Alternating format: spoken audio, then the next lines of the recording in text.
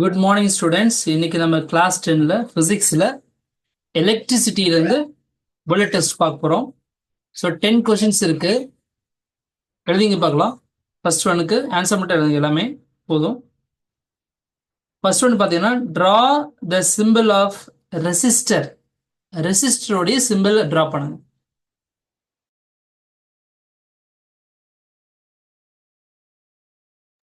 Draw பண்ணிட்டீங்களா? Second question, Ohm's law நேற்று பார்த்தோம். ஓம்ஸ்லாவுடைய ஃபார்முலா எழுதுங்க பார்க்கலாம்.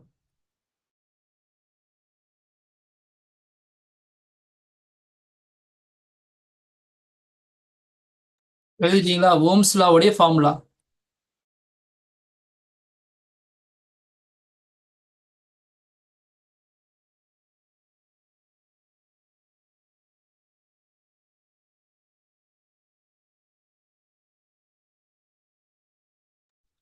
தேர்ட் கொஸ்டின் பார்த்தீங்கன்னா how much work is done.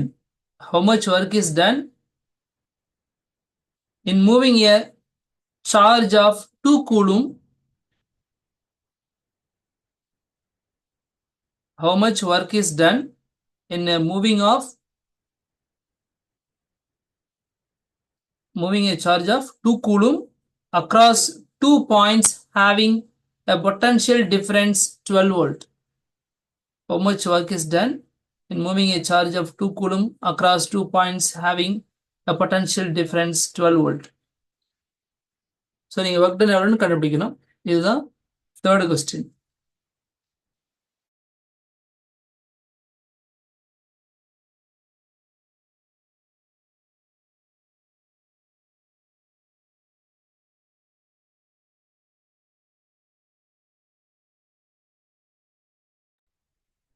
முடிச்சிட்டிங்களா? அடுத்தது என்ன இப்போ நீங்கள் கிவன் டேட்டாஸ் பார்த்தீங்கன்னா நம்ம சார்ஜ் கொடுத்துருக்கோம், தென் பொட்டன்ஷியல் டிஃபரன்ஸ் கொடுத்துருக்கோம். ஸோ நீங்கள் இந்த பொட்டன்ஷியலுக்கான ஃபார்முலா யூஸ் பண்ணீங்கன்னா போட்டலாம். ஓகே, நெக்ஸ்ட் ஃபோர்த் கொஸ்டின் பார்த்தீங்கன்னா நம்ம ஓம்ஸ்லா பார்த்தோம். அதில் கிராஃப்ஸ் பற்றி நம்ம பேசிட்டு இருந்தோம், ஞாபகம் இருக்கா? ஓம்ஸ்லாவில் கிராஃப் எப்படி இருக்கும்னு சொல்லிட்டு. ஸோ அப்போ அந்த வோல்டேஜ், அதாவது பொட்டன்ஷியல் டிஃபரன்ஸுக்கும் அந்த கரண்ட்டுக்கு உள்ள கிராஃப் எப்படி இருக்குன்னு சொன்னேன். அந்த கிராஃப் மட்டும் வரைங்க. எக்ஸ் ஆக்சிஸில் வந்து கரண்ட்டுன்னு எழுதிங்க, கரண்ட்டுன்னு எழுதுங்க, அல்லது ஐன்னு போட்டுங்க.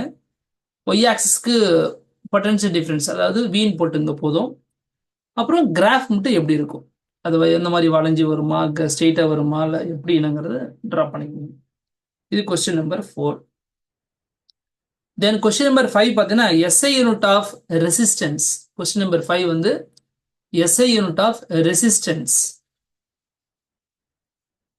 நேம் எழுதி, அந்த யூனிட்டோடைய நேம் எழுதி பக்கத்தில் பிராக்கெட்டில் அதனுடைய சிம்பிள் எழுதுங்க. எப்பவுமே அப்படி எழுதி பழகுங்க. யூனிட் கேட்டால், இப்போ எஸ் யூனிட் ஆஃப் லென்த்னு கேட்டால் என்ன பண்ணுவீங்க, மீட்டர்னு எழுதுறதுக்கு பதிலாக எம் மட்டும் போடுவீங்க. ஸோ எம்ங்கிறது அந்த மீட்டருங்கிற யூனிட்டோடைய சிம்பிள் தான். ஸோ யூனிட்னு கேட்டால் என்ன பண்ணணும், நீங்கள் மீட்டர்னு எழுதி பழகும். பக்கத்துலனா எம்னு போட்டுக்கலாம் பிராக்கெட்டில். பட் இதே நீங்கள் ஒரு கால்குலேஷன் போடுற இடத்துல நீங்கள் மீட்டர்னு எழுத தேவையில்லை, எம்னு போட்டால் போதும். 12 மீட்டர் அப்படின்னா 12 எம்னு எழுதினா போதும். ஆனால் இங்கே என்னது யூனிட் கேட்குறேன், அப்போ நீங்கள் ரெசிஸ்டன்ஸோட யூனிட் எழுதி பிராக்கெட்டில் அதனுடைய சிம்பிள் எழுதுங்க. Next question number 6. Which is the best conductor of electricity? நேற்று அதெல்லாம் பார்த்தோம். எலக்ட்ரிசிட்டியில் இதெல்லாம் அந்த எலக்ட்ரிக்கல் ரெசிஸ்டிவிட்டியோட வேல்யூஸ்லாம் பார்த்தோம். அதில் வந்து பார்க்கும்போது எது பெஸ்ட் கண்டக்டர்னு சொன்னேன், அதை எழுதிருங்க. அதுதான் இந்த 6th கொஸ்டினுக்கான ஆன்சர். தென் 7th கொஸ்டின் பார்த்தீங்கன்னா SI unit of electrical resistivity. SI unit of electrical resistivity. 8th question, நேற்று நம்ம இந்த அலாய்ஸ்லாம் பார்த்துட்டு இருந்தோம், அலாய்ஸ் இன்சுலேட்டர்லாம். அதில் நிறைய அந்த முக்கியமான பாயிண்ட்ஸ்லாம் நான் உங்களுக்கு அண்டர்லைன் பண்ணி அதை படிச்சு காமிச்சேன். அதில் பார்த்தீங்கன்னா ஒரு மேட்டர் இருந்திருக்கும். என்ன இருந்திருக்குன்னா, அதாவது alloys are used in heating டிவைசஸ்ன்னு சொல்லியிருப்பாங்க. அது ஏங்கிறத இந்த கொஸ்டின் இப்போ நான் கேட்குறது. Why do alloys used in heating devices? Heating டிவைஸில் ஏன் அலாய்ஸ் யூஸ் பண்ணுறாங்க அப்படிங்கிறதுக்கான ரீசன் என்ன? ஒரு சென்டென்ஸில் எழுதிருங்க ஆன்சர்.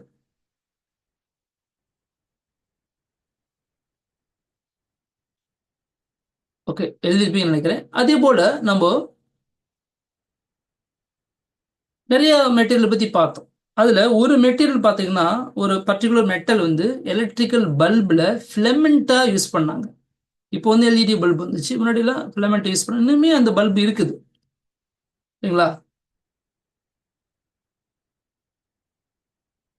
நாங்க அந்த பல்புலாம் அப்போ யூஸ் பண்ணோம். அது எந்த metal? Which metal used in electric bulb as a filament?